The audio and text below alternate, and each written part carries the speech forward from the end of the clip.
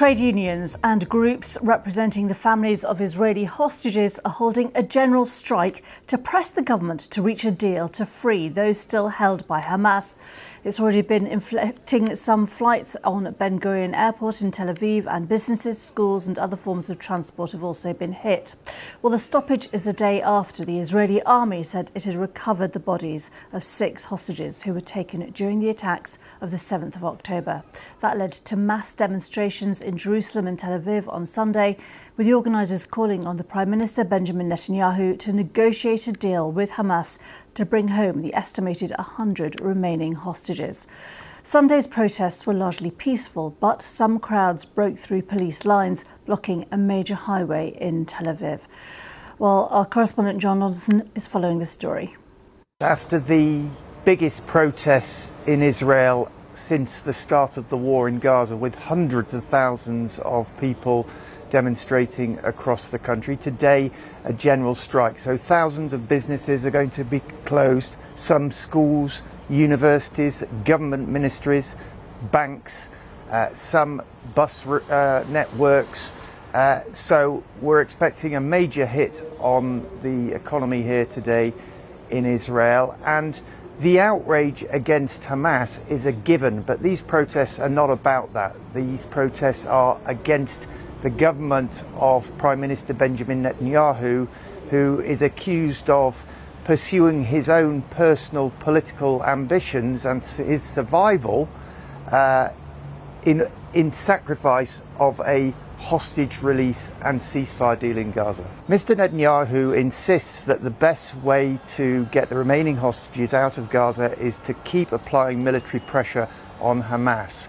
However, many people in Israel don't feel that way, including some of the hostage families. They have accused Mr. Netanyahu of having the blood of their loved ones on his hands. There were chants of murderer at last night's protest.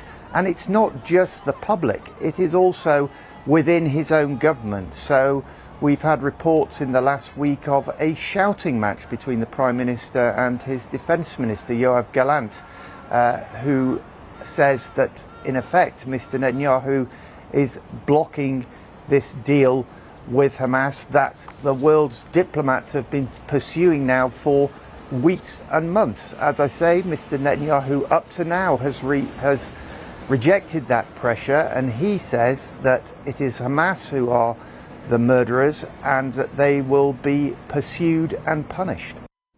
John Donaldson, there, our correspondent. Let's speak to the former Conservative MP Alistair Burt, who also served as Minister of State for the Middle East. Thank you very much for being with us. When we look at events in Israel with these protests today, what political effect do you think that might have? The scale of the protests is certainly unprecedented. There's been thousands of people demonstrating regularly against Prime Minister Netanyahu, firstly for internal political reasons, and then sort of post-October the 7th, lately in terms of his handling of the crisis. But the scale of the protest, the vehemence of it, and the sense that the Prime Minister's strategy after October the 7th of seeking total victory of the elimination of Hamas and the recovery of the hostages has proved to be a failure, because it was impossible. He was advised that you couldn't do both, and that advice has been borne out by experience. And the circumstances of the murders of the 6 hostages that have been reported have just increased the anguish of many of the population of Israel. That's what we've seen. Whether it will change Prime Minister Netanyahu's policy is difficult to estimate, because he is trapped by some in his cabinet who do not want him to make a deal with Hamas, those the extreme right-wing ministers, and he himself has set on a course where he can only succeed by delivering what he has already promised, even if it's impossible. So it's very hard to say what the immediate impact on the politics will be. And, you know, even if he was to be swayed by these protests, when activists say that they want a Hamas hostage deal, have they spelt out exactly what they're prepared to concede for that?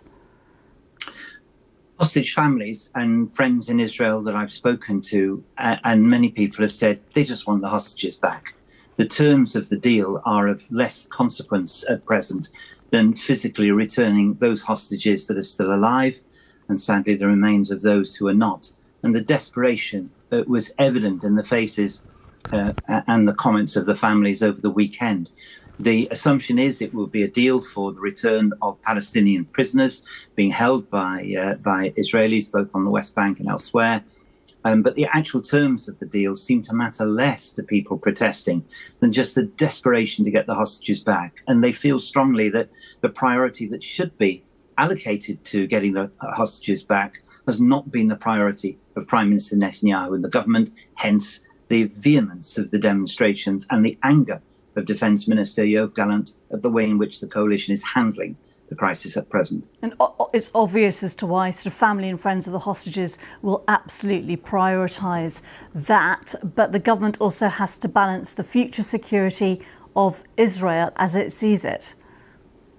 That is right. But everything since October the 6th has changed. It would appear that the security of the state of Israel, which Prime Minister Netanyahu and his supporters had predicated on dividing the Palestinian leadership community, supporting Hamas covertly in Gaza, preventing the establishment of a Palestinian state, has fallen apart. And the anger in Israel is directed at the failure of that overall political security policy, as well as the atrocity that took place on October the 7th, for which Hamas bears complete responsibility.